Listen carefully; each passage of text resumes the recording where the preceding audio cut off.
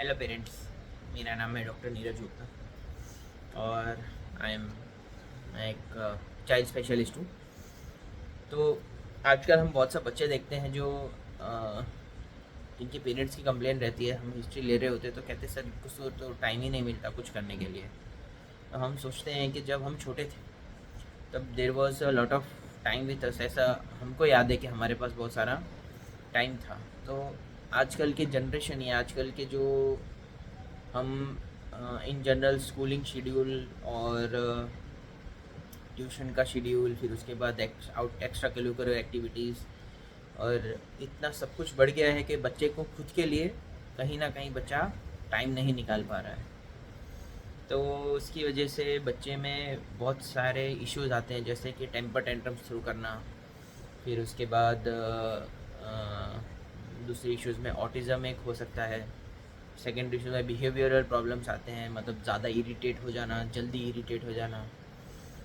तो आज मैं डिस्कस करना चाहता हूँ आपके बच्चे की हेल्दी लाइफस्टाइल आप कैसे रख सकते हैं और क्या क्या चीज़ें आपको करनी चाहिए और क्या क्या चीज़ें नहीं करनी चाहिए। तो एक हेल्दी लाइफस्टाइल के लिए सबसे ज़्यादा ज़रूरी इम्पोर्टेंट होता है हेल्दी मानसिक अप्रोच और एक हेल्दी शारीरिक अप्रोच। तो मानसिक अप्रोच में हम क्या चाहते हैं कि बच्चे को एटलीस्ट दिन में 1 से 1.5 घंटा टाइम ऐसा मिलना चाहिए जो वो अपनी मन मर्जी से मोबाइल टीवी के बिना अपने दिन का अपने मन का काम कर सके। हमें कोई भी एक्टिविटी जैसे कि डांसिंग है, म्यूज़िक है, कराटे है, फुटबॉल है, फोर्स नहीं करना है। बच्चे को सामने से पूछना है कि बेटा आपको किस चीज़ में इंटरेस्ट है। कई बच्चे सामने से कहते हैं डांसिंग में इंटरेस्ट है, फिर डांसिंग क्लास जाके फिर बोलते कि नहीं जाना। तो इनका बच्चों का मन थोड़ा सा विचलित रहता है। तो हमें ये नहीं सोचना कि हमने तो डांसिंग क्लास में डाला था, ये गया नहीं, फिर हमने बंद कर दिया। और डांसिंग क्लास, म्यूज़िक क्लास, ये सब क्लासेस में अगर नहीं भी जाना चाहता तो आप अपने घर के नज़दीकी गार्डन में अपने बच्चे के साथ 1 से 1.5 घंटा टाइम स्पेंड करिए, ताकि आप अपने बच्चे के डेली रूटीन के बारे में डिस्कस कर सको और अपने रूटीन के बारे में बच्चे को बता सको। अच्छा, एक इम्पॉर्टेंट चीज़, अगर आप मॉर्निंग उठ के एक्सरसाइज करते हो तो अपने बच्चे के सामने एक्सरसाइज करिए, ताकि उसको भी मोटिवेशन मिले कि ऐसे करके एक्सरसाइज करनी रहती है। घर पे एक्सरसाइज करते हो तो घर पे उसके सामने एक्सरसाइज करिए। योगा करते हो तो उसको साथ में बिठा के 2 to 5 मिनट्स के लिए योगा करवा सकते हो। हम स्कूल में थे तब हम हमारे पास प्रार्थना करवाते थे, फिर 1 to 2 मिनट्स का मेडिटेशन होता था। तो वो जब हम याद करते हैं तो हम ये सोचते हैं कि वो 5 मिनट्स का मेडिटेशन भी हमारे लिए बहुत अच्छा रहता था। वो हमको कई बहुत तरीक़ों से रिफ़्रेश कर देता था। इम्पॉर्टेंट चीज़, तीसरी इम्पॉर्टेंट चीज़ हेल्दी लाइफस्टाइल के लिए होता है फैमिली टाइम। फैमिली टाइम कैसे बढ़ाना है, तो एटलीस्ट हफ्ते में 3 से 4 बार लंच और डिनर साथ में करने का कोशिश करना है। डिनर साथ में करते हैं तब किसी के भी हाथ में मोबाइल नहीं होना चाहिए। सब लोगों को एक साथ डिस्कस करके एक दूसरे की थाली में क्या खा रहे हो, लाओ ये देना, ये दे देते हैं, लाओ ये आपको ये परोसना, ये परोस देते हैं। इस चीज़ का हमें ध्यान रखना है। तो इससे आपके बच्चे का मानसिक एवं शारीरिक विकास बहुत अच्छे से होगा। मानसिक विकास और ये शारीरिक विकास के लिए और हम क्या कर सकते हैं, शारीरिक विकास के लिए हम अच्छा बैलेंस डाइट, मतलब सही मात्रा में कार्बोहाइड्रेट, सही मात्रा में फ़ैट और सही मात्रा में प्रोटीन मिले, उसका हमें ध्यान रखना है। जंक फूड से बच्चे को हमें दूर रखना चाहिए। जंक फूड मतलब कि हमें ब्रेड, बिस्किट, मैदा की चीज़ों से बच्चे को दूर रखना है। इन जनरल हम रेकमेंड करते हैं कि घर पे जब बच्चा रहता है तब धूप अगरबत्ती मत करिए। धूप अगरबत्ती से घर के अंदर क्लोज स्पेस में बच्चे को कई बार नेज़ल स्टफिनेस, एलर्जीज़ और ये सब हो सकती है।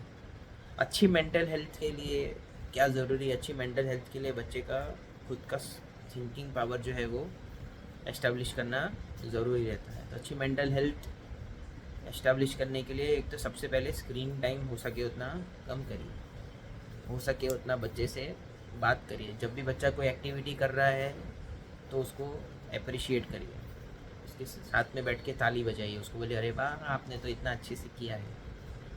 और कभी भी नेगेटिव या कंपेरेटिव पेरेंटिंग नहीं करना है। कंपेरेटिव पेरेंटिंग मतलब जैसे आप बोलो देखो पड़ोसी का लड़का तो इतना लंबा है, पड़ोसी का लड़का तो टाइम से स्कूल चला जाता है, टाइम से ट्यूशन चला जाता है, वो हमें नहीं करना है। हमें क्या कहना है कि बेटा देखो अब हम साथ में उठेंगे, हम साथ में वॉकिंग करने जाएंगे। आई नो ये बहुत सब पेरेंट्स के लिए बहुत मुश्किल है, is a very big task, लेकिन कहीं ना कहीं से अगर आप स्टार्ट करोगे तो आपको भी पता चलेगा कि इसमें कितना मज़ा आता है और इसमें कितना आप खुद अपनी लाइफस्टाइल में एनर्जेटिक फील करोगे। दूसरा, जो पेरेंट्स के बच्चे लेस देन 5 ईयर्स के हैं, तो लेस देन 5 ईयर्स बच्चों का ब्रेन जो रहता है वो बहुत, इट इज़ लाइक एन बहुत एक कंप्यूटर की मशीन के जैसा होता है, तो उसमें आप जितना डेटा डालते जाओगे वो डालता जाता है। तो हम उनको उनका इच्छा अगर करती है या उनका मन करता है तो उनको अलग अलग लैंग्वेजेस सिखा सकते हैं, जैसे कि फ्रेंच हो गई, स्पेनिश हो गई। तो ये सब लैंग्वेजेस अगर आप सीखोगे और बच्चे को सिखाओगे तो वो आपके बच्चे को ब्रेन को बहुत अच्छा खासा स्टिमुलेशन देगा और आगे चल के आपके बच्चे को फ्यूचर के लिए बहुत हेल्प करेगा। तो ये थे कुछ छोटे छोटे टिप्स जो इन जनरल हम पेरेंट्स को कहना चाहते हैं अपने बच्चों के हेल्दी मेंटल और फिज़िकल लाइफस्टाइल मेंटेन करने के लिए। और भी चीज़ें हैं, बहुत सब छोटी छोटी चीज़ें रहती है। अगर पेरेंटल फाइट्स होते हैं, पेरेंटल डिस्प्यूट्स होते हैं तो बच्चे के सामने नहीं करना है। दूसरी चीज़ों में अगर घर पे झगड़े का एटमॉस्फेयर लगता है या वॉलेटाइल एटमॉस्फेयर लगता है या तो फिर थोड़ा सा गर्मा गर्मी का माहौल लगता है तो हमें बच्चे को वो एटमॉस्फेयर से